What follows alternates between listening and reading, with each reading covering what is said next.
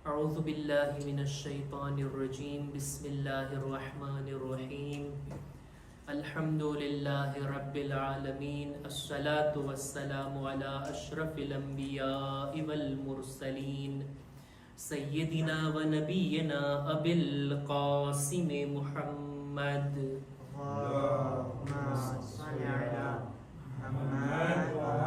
وعلى أهل بيته الطيبين الطاهرين المعصومين المظلومين ولعنة الله على أعدائهم أجمعين أما بعد فقد قال الله سبحانه وتعالى في كتابه الكريم بسم الله الرحمن الرحيم شهر رمضان الذي أنزل فيه القرآن صلوات بر محمد وآل محمد اللهم صل على محمد وآل માહે મુબારક રમઝાનની આ નૂરાની રાતોની અંદર ખુદાવંદ આલમની આપેલી તૌફીકથી આપણે બધા કુરાન મજીદની તિલાવત અને દુઆ બાદ અહલે બૈત અલૈહિસ્સલામની તાલીમાતની સાથે સાથે કુરાન મજીદ ઉપર ગૌર ફિક્ર કરવા માટે અને એક રીતે જોતા કુરાન મજીદની આ રીતના તફસીર બયાન કરવા માટે અને સાંભળવા માટે જમા થયા છીએ. ખુદાની આ તૌફીક છે કે આપણે માહે મુબારક રમઝાનની ઇબાદત કરી રહ્યા છીએ. ઇબાદતોની અંદર ઘણી બધી ચીજો છે અને દરેક ઇબાદતનો સવાબ અનેક ગણો વધી જાય છે. ક્યારેક કોઈને એવો સવાલ થાય કે ભાઈ હું તો બીમાર છું, રોઝા નથી રાખી શકતો, હું તો બીમાર છું, મસ્જિદે આવીને બધા પ્રોગ્રામમાં શિરકત નથી કરી શકતો. કોઈ બીમાર હોય તો રોઝા ના રાખી શકે પણ કુરાનની તિલાવત તો કરી શકે ને, દુઆ તો કરી શકે ને, વાજિબ નમાઝોને જમાતની સાથે તો પઢી શકે ને. આ બધા સવાબથી શા માટે પોતાને કોઈ મહેરૂમ કરે? રમઝાન મહિનો બધા માટે છે. એવું નથી કે જે લોકો તંદુરસ્ત હોય ને રોઝા રાખી શકે એ લોકો માટે જ રમઝાન મહિનો હોય. ના, જે લોકો રોઝા નથી રાખી શકતા કોઈ પણ કારણોસર, મુસાફરીમાં હોય કે બીમાર હોય, પણ કુરાન મજીદની તિલાવત આ મહિનામાં કેટલી હદે સવાબ. દુઆઓ કરવી, સદકો આપવો રાહે ખુદામાં, કોઈની મદદ કરવી, સિલે રહેમ કરવો, કોઈને રોઝો ખોલાવવો, આ કેટલા બધા કામો છે કે જેનાથી આપણે લાભ ઉઠાવી શકીએ. અને જો કંઈ ના થાય ને તો એક બહેતરીન કામ જે રસૂલે ખુદાથી મૌલા અલી સવાલ કરીને પૂછી લે છે, બંને હસ્તીઓની જાત ઉપર એક બાવાઝે બુલંદ સલવાત.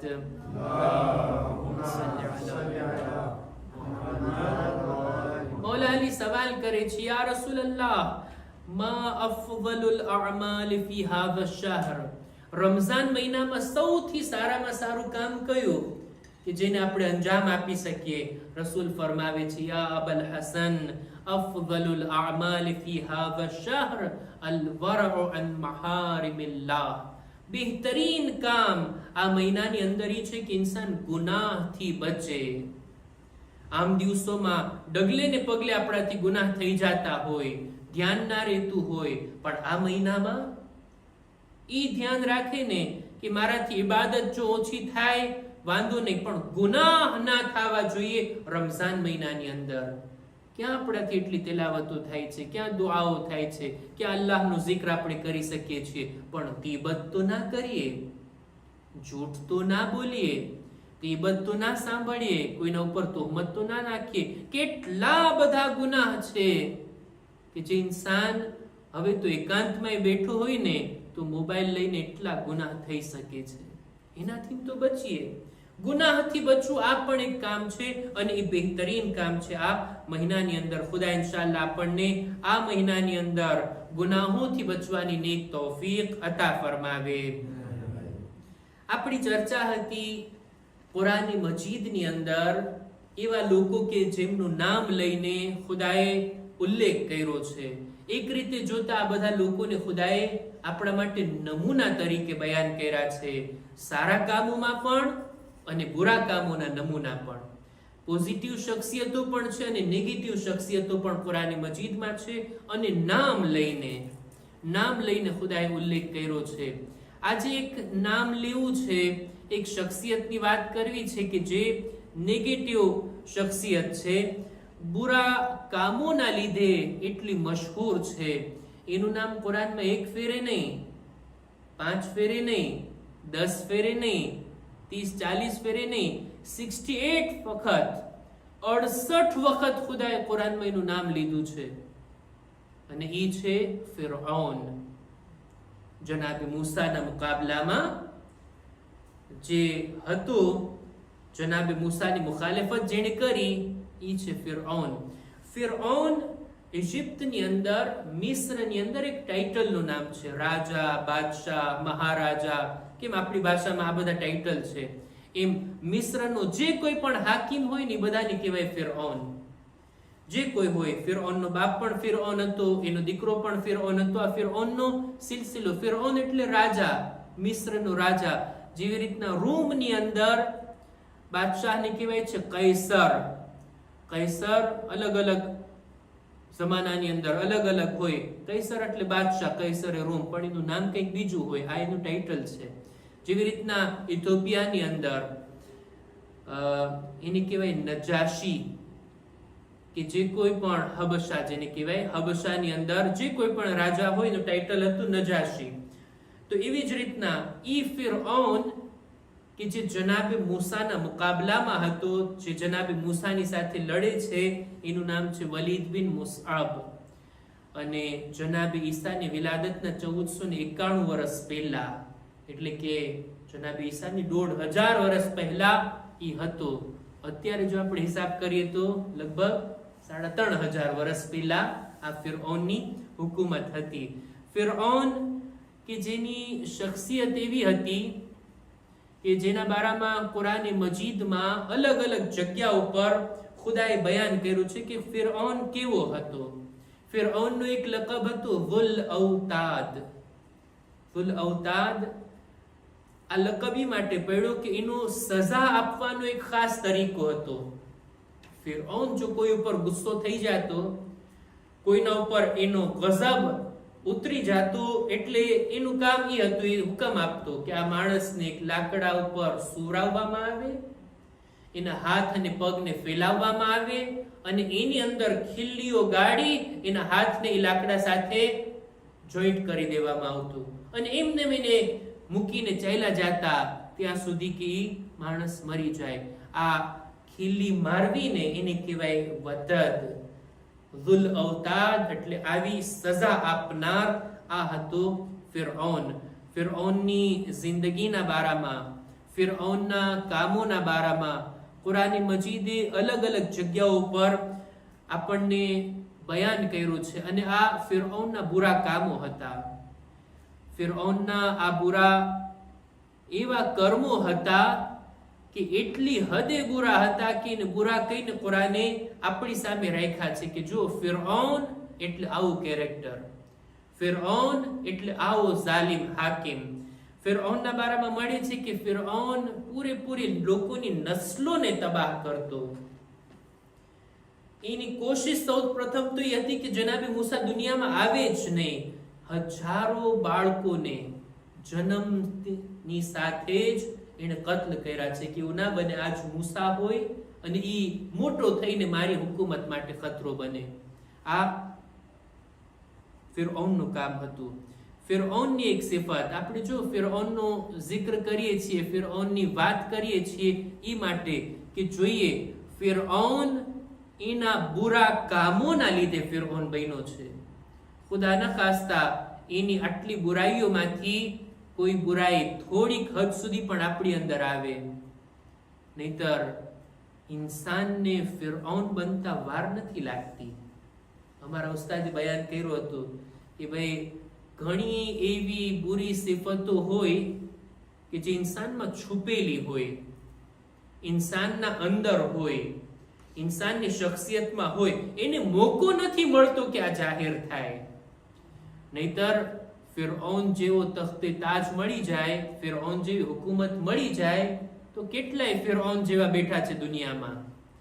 એવું ના બને કે ફિરૌન જેવી સિફત ઇન્સાનમાં પેદા થાય. ફિરૌનની એક સિફત એ હતી ઇસ્તિકબાર. પોતે પોતાને ખૂબ મોટો લેખતો, હું કંઈક છું બસ એવી રીતના સમજીને બેઠતો. પોતાને ખુદાનો, પોતે ખુદા છે એમ કહીને લોકોની સામે પ્રચાર કરતો. એ લોકો, તમારો ખુદા હું છું, તમારો પરવરદિગાર હું છું. ન ફકત પરવરદિગાર બલકે અના રબ્બુકુમુલ આલા, હું તમારો સૌથી બુલંદ પરવરદિગાર છું. અને આ ગુરૂર, આ તકબ્બુર ખુદાને બિલકુલ પસંદ નથી. જે કોઈ પણ તકબ્બુર કરે ને, પોતાની હૈસિયત શું છે એને ભૂલાવી અને પોતાને મોટો લેખવા લાગે ને, ખુદા એને ખૂબ ઝલીલ કરે છે. ખુદાને આ વાત બિલકુલ પસંદ નથી. ફિરૌનની એક ખાસિયત એ હતી કે એ અલ્લાહની આયતોનો મજાક ઉડાવતો, મશ્કરી કરતો. જનાબે મૂસા ખુદાના હુકમથી આવે છે ફિરૌનના દરબારમાં, ફિરૌનને ઇલાહી પૈગામ આપવા માટે કે એ ફિરૌન, ખુદાએ અમને આ મેસેજ આપ્યો છે, આ પૈગામ આપ્યો છે અને અમે તારા સુધી પહોંચાડવા આવ્યા છીએ. ખુદાએ કેટલી તાકીદની સાથે જનાબે મૂસાને ભલામણ કરી હતી, ઇઝહબ ઇલા ફિરૌન ઇન્નહુ તગા. મૂસા, તમે જાઓ ફિરૌનની પાસે, ઈ હદ પાર કરી ગયો છે, એટલા બુરા કામો કરે છે. ખુદાએ ઈ પણ તાકીદ કરી હતી, જ્યારે તમે જાઓ ને ફિરૌન પાસે, કડક શબ્દોમાં નહીં, નરમ લહેજામાં ગુફ્તગુ કરજો. જનાબે મૂસા નરમાશની સાથે, મીઠા શબ્દોની સાથે, સારા અંદાજની અંદર ફિરૌનને ખુદાની દાવત આપે છે, ખુદાનો પૈગામ આપે છે. જો હોશિયાર હોત ને, સમજદાર હોત ને, તો વિચાર કરતે, વિચારવાની મોહલત માંગતે. એ મૂસા, તમે તમારો પૈગામ પહોંચાડી દીધા, તમારો પૈગામ અમને મળી ગયો, જોઈએ છીએ, અમે વિચાર કરશું, અમે મશવરો કરશું અને ત્યારબાદ તમને કંઈક જવાબ આપશું. ના, એવું નહીં, બલકે ભૈરા દરબારમાં જનાબે મૂસા અને જનાબે હારૂનનો મજાક ઉડાવે છે. એ લોકો જુઓ તો ખરા, આ જાનવરોને ચરાવવા વાળો, એના કપડા તો તમે જુઓ, એ આવ્યો છે ખુદાનો નબી બનીને મને પૈગામ આપવા માટે, મારી હુકુમતને લલકારવા માટે. ખુદાએ ત્યાં સુધી કીધું હતું જનાબે મૂસાને કે એ મૂસા, તમે ફિરૌનને કયો, જો તું કલમો પડી લેને, ખુદાની તૌહીદનો ઇકરાર કરી લેને, તારી આ હુકુમત જળવાઈ રહેશે, આ હુકુમત બાકી રહેશે. આ વાત જ્યારે મૂસાની જબાનથી સાંભળીને એટલે મજાક ઉડાવે છે, જરાય ગંભીરતાથી નથી લેતો. આવા કપડા પહેરેલા, આ જાનવરોને ચરાવવા વાળા મૂસા મારી હુકુમતને કેમ ટકાડવી એની વાત કરે છે, બહુ મજાક ઉડાવે છે. અને આ મજાક ઉડાવવું, આ હસવું, આ મશ્કરી કરવું, આ ફિરૌનની સિફત છે. કોઈની ગંભીર વાત, સમજદારી વાળી વાત, અને એ પણ ઇલાહી પૈગામ હોય, એનું મજાક ઉડાવવો, મશ્કરી કરવી, ખુદાને આ વાત બહુ નાપસંદ છે. ખુદાવંદે આલમ કહે છે ફિરૌનના બારામાં, ફલમ્મા જાઅહુમ બિઆયાતિના ઇઝા હુમ મિનહા યضحકૂન. સૂરે ઝુખરુફની 47મી આયતમાં, જ્યારે એની પાસે અમારી આયતો આવે છે તો આ લોકો હસે છે, મોટા અવાજથી એને હસવામાં કાઢી નાખે છે, ગંભીરતાથી નથી લેતા. ફિરૌનની સિફતોમાંથી એક હતું કે એને દુનિયાની અંદર મોટા મોટા મહેલો બનાવ્યા હતા, ખૂબ આરામથી, ऐशो इशरतથી એ રહેતો હતો. ખુદા કહે છે અમે બધા એના મહેલને તોડી પાડ્યા અને ખતમ કરી નાખ્યા. ફિરૌનના કામોમાંથી એક આ હતું કે એ વાયદા પર વફા નહોતો કરતો. કોઈને વચન આપે, કોઈને કૌલ આપે, પછી એને તોડી નાખવું, એ વાયદાઓને ન નિભાવવું, એને પૂરું ના કરવું, આ ફિરૌનનું કામ હતું. અને આ રીતના લોકોની સાથે વર્તાવ કરતો. સૌથી મોટો ઝઘડો એનો એ હતો કે અલ્લાહની તૌહીદની સામે પોતે ઉભો રહી ગયો. ખુદાને નથી માનવું, ખુદાને પરવરદિગાર નથી માનવું, બલકે ના, હું પોતે ખુદા છું. આવા વિચાર કોઈ રાખતો હોય એને કેમ સમજાવવામાં આવે, એને કેમ મનાવવામાં આવે? કોઈ રસ્તો છે પાણીમાં ડુબાડવા સિવાય? અને ખુદાએ પછી એ જ રીતના એને હલાક કર્યો. અને ફિરૌન ના ખુદ પોતે જનાબે મૂસાને નથી માનતો. જનાબે મૂસા પેલા જેટલા નબીઓ હતા એ બધાનો પણ ઇનકાર કરે છે. અને આ બધી વાતો કુરાન મજીદની અંદર અલગ અલગ આયતોમાં બયાન થઈ છે, જેને મેં એક લિસ્ટ તરીકે તમારી સામે બયાન કરી. ફિરૌન આવો હતો, એનું અંજામ શું થાય છે એ પણ આપણે સાંભળી લઈએ ને. સૂરે યુનુસની 90 અને 91મી આયતમાં ખુદાવંદે આલમ કહે છે કે અમે દરિયાએ નીલ નદીની દરમિયાન રસ્તો બનાવી દીધા બની ઇસ્રાઈલ માટે. જનાબે મૂસા અને બની ઇસ્રાઈલ આગળ જઈ રહ્યા હતા. પાછળ ફિરૌનનું લશ્કર આવી રહ્યું હતું. ફિરૌન પણ છે, એનું લશ્કર પણ છે. એવા રસ્તા સુધી પહોંચ્યા કે આગળ નદી છે અને પાછળ ફિરૌન એનું લશ્કર. બની ઇસ્રાઈલ આ મોકા ઉપર એવા ગુસ્સે થાય છે. કોના ઉપર? જનાબે મૂસા ઉપર. એ મૂસા, તમે અમને ફસાવી દીધા. હવે ફિરૌન અમારી પાછળ પડ્યો છે, આગળ રસ્તો નથી, આટલી ઊંડી નદી છે, જાવું તો ક્યાં જાવું? જનાબે મૂસા કહે છે તમને ખુદા પર ભરોસો નહીં હોય, મને તો મારા ખુદા ઉપર ભરોસો છે. ખુદાનો હુકમ આવ્યો, મૂસા તમારી લાકડી મારો અને આ નદીમાં રસ્તો થઈ જશે. પાણી ફાટે છે, રસ્તો થયો. આ લોકો અમનો અમાન સાથે નદીમાં ઉતરી ગયા. બની ઇસ્રાઈલ જ્યારે નદીમાં એન્ટર થયા, આ રસ્તામાં દાખલ થયા, જ્યારે એ લોકો વચ્ચે પહોંચ્યા, આ બાજુ ફિરૌનનું લશ્કર કિનારા પર આવી પહોંચ્યું. ફિરૌનને સમજમાં નથી આવતું શું કરે, આનો પીછો કરવો કે ના કરવો. પછી જુએ છે કે હાલો ને એ લોકો રસ્તામાં છે, અડધે સુધી પહોંચ્યા છે, આપણે એની પાછળ.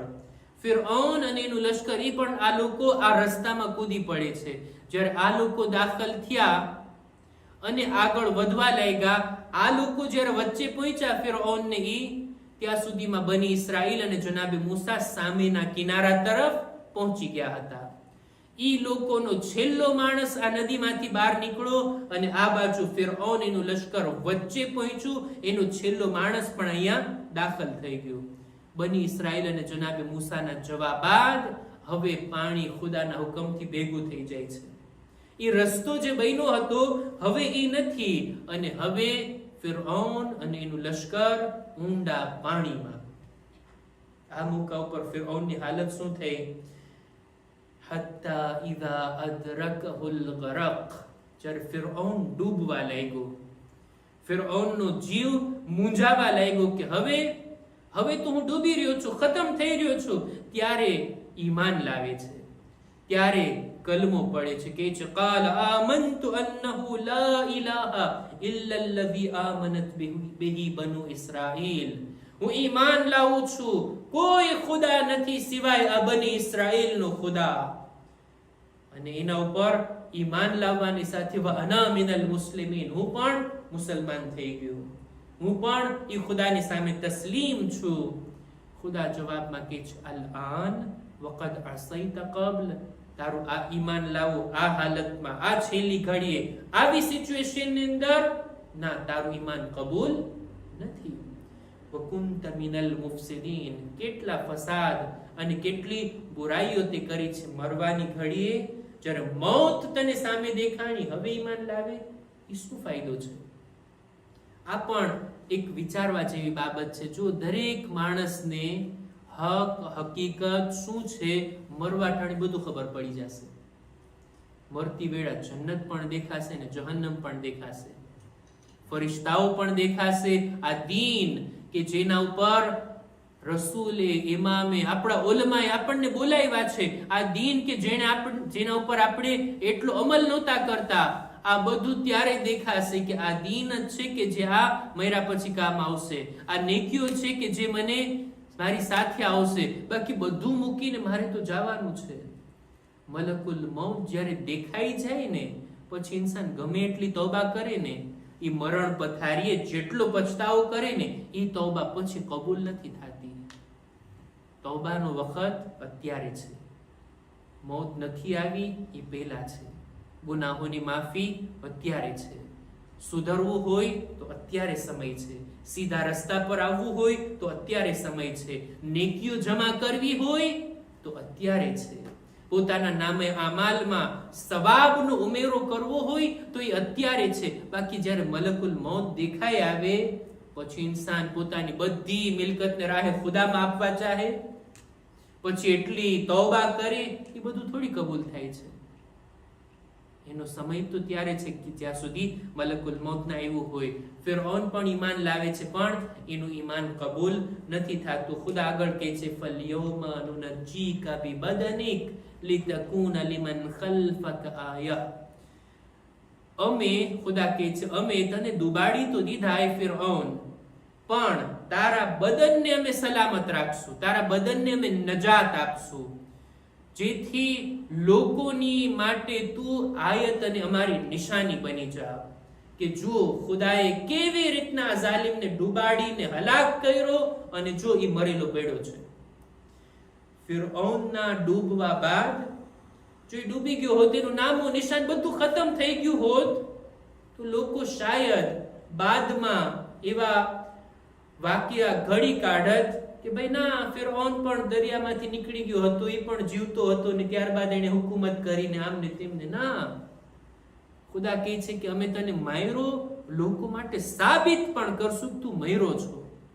લોકો તને ખુદા માનતા હતા, તું પોતાને ખુદા મનાવતો હતો. લ્યો આ તમારો ખુદા, જો ડૂબેલો અને મરેલો પડ્યો છે. ખુદાએ એના બદનને કિનારા તરફ ફેંકી દીધું. લોકોને વિશ્વાસ નહોતો આવતો. ફિરૌનને થોડી મોત આવે, ખુદા થોડી મરે. ના, જો મરેલો છે. ખુદાએ એના બોડીને રાખ્યું હતું અને લોકો એને જોયા હતા. અને કહેવામાં આવે છે કે એનું બદન સલામત રહ્યું. બાદમાં એને મમ્મી બનાવી અને રાખ્યું છે. અત્યારે પણ મ્યુઝિયમમાં ઈ ફિરૌનનું બદન છે. કેટલી હદે વાત સાચી આપણે નથી જાણતા, પણ ઈ બદનને ખુદાએ બાદના લોકોના માટે જોવા માટે અને ખુદાના આ પોતાની નિશાની તરીકે દર્શાવવા માટે, ખુદા પોતાની કુદરત બતાવવા માંગતો હતો, એ માટે ફિરૌનના બદનને એ નદીની બહાર રાખ્યું, બહાર ફેંક્યું અને એ મરી ગયો છે એની બધાને ખાતરી થઈ ગઈ. આ હતો ફિરૌન કે જેનો ઉલ્લેખ કુરાન મજીદમાં અનેક વખત થયો છે અને આ એનો અંજામ હતો. કેવી રીતના એ આ દુનિયાથી ગયો. ખરેખર એની સિફાત, એની વાતો, એની જિંદગીની અંદર એટલી હદે બુરાઈઓ હતી કે એનાથી પરહેઝ કરવું, એનાથી બચવું એવું ના બને. થોડીક બુરાઈ પણ જે ફિરૌનમાં હતી આપણા અંદર ન આવે એમ આપણે ચાહીએ છીએ. એટલે જ એની વાતને આપણે ચર્ચામાં લઈ આવ્યા. અહેકામ અને મસાઇલની અંદર આજે એક મસલો બયાન કરવા માંગુ છું. શાયદ એના બારામાં વધારે તવઝી આપવી પડે, એટલે આવતીકાલે પણ આ મસલાને આપણે કન્ટિન્યુ કરશું. રોઝાની હાલતમાં જો આપણે રસૂલ કે ખુદા કે ઇમામ તરફ ખોટી વાતની નિસ્બત આપીએ ને તો આપણો રોઝો બાતિલ થઈ જાય છે, આપણો રોઝો તૂટી જાય છે. જેવી રીતના આપણે ખાઈએ પીએ રોઝાની હાલતમાં જાણી જોઈને આપણો રોઝો તૂટી જાય, એવી જ રીતના એક વાત ખુદાએ નથી કીધી અને હું એમ કહું કાલ અલ્લાહ, ખુદાવંદે આલમે આમ ફરમાયું, મારી આ વાત ખોટી છે ને. રસૂલે ખુદાએ આમ નથી ફરમાયું પણ હું કહું કાલા રસૂલુલ્લાહ, રસૂલે ખુદાએ આમ ફરમાયું, મૌલા અલી આમ ફરમાયું, છઠ્ઠા ઇમામે આમ ફરમાયું. જો હું બોલું જબાનથી એવી વાત કે મને ખાતરી નથી, હું નથી જાણતો અને ખોટી વાત છે, મને ખબર છે, હું એને ખુદા તરફ, રસૂલ તરફ, ઇમામ તરફ નિસ્બત આપું અને હું બોલું, મારો રોઝો બાતિલ. ચાલો બોલું નહીં પણ હું લખું કે રસૂલે ખુદાએ આમ ફરમાયું, પછી એક મારા તરફથી જ હદીસ રાખી દઉં જોઈએ, આ વાત રસૂલે નથી ફરમાવી પણ હું ખોટી રીતના રસૂલ તરફ નિસ્બત આપીને લખું તો પણ મારો રોઝો બાતિલ. હું બોલું નહીં, લખું નહીં. કોઈ મને આ રીતના પૂછે રસૂલે ખુદાએ આમ ફરમાયું છે, જો કે નથી ફરમાયું, આ વાત ખોટી છે, હું ખાલી માથું હલાવું કે હા આમ ફરમાયું છે, જો કે વાત ખોટી છે, હું ખાલી માથું હલાવું ને તોય મારો રોઝો બાતિલ. આ બાબતે બહુ ધ્યાન રાખવાની જરૂર છે. કોઈ પણ હદીસને આપણે તરત મોબાઈલમાં ફોરવર્ડ કરી નાખીએ, ભાઈ ખાતરી છે તમને કે આ વાત રસૂલે ખુદાએ ફરમાવી, આ વાત મૌલા અલીએ ફરમાવી, આ ઓથેન્ટિક બુકની અંદર આ હદીસ કોડ કરવામાં આવે, આપણને થોડી ખાતરી છે. રોઝાની હાલતમાં આ બાબતમાં બહુ ધ્યાન રાખવું પડે. અને જો આપણે બોલવું પણ હોય ને તો એના પણ અમુક શરતો છે, અમુક શરાયત છે કે ઇન્શાલ્લાહ આવતીકાલે હું આ મસલાને કન્ટિન્યુ કરીશ. ખુદા ઇન્શાલ્લાહ આપણને માહે મુબારક રમઝાનની અંદર ગુનાહોથી બચવાની અને નેક કામો કરવાની નેક તૌફીક અતા ફરમાવે. ખુદાયા મારી ઇબાદતો, રોઝા, તિલાવતોને તારી બારગાહમાં કબૂલ કર. ખુદાયા અમારા મા બાપના ગુનાહોને માફ કર. અમારા મરહુમીનની મગફિરત ફરમાવ. ઝમાનાના ઇમામના ઝુહૂરમાં તાજીલ ફરમાવ. અમારો શુમાર એમના સાથીઓમાં કર. રબ્બના તકબ્બલ મિન્ના ઇન્નકા અંતસ સમીઉલ અલીમ.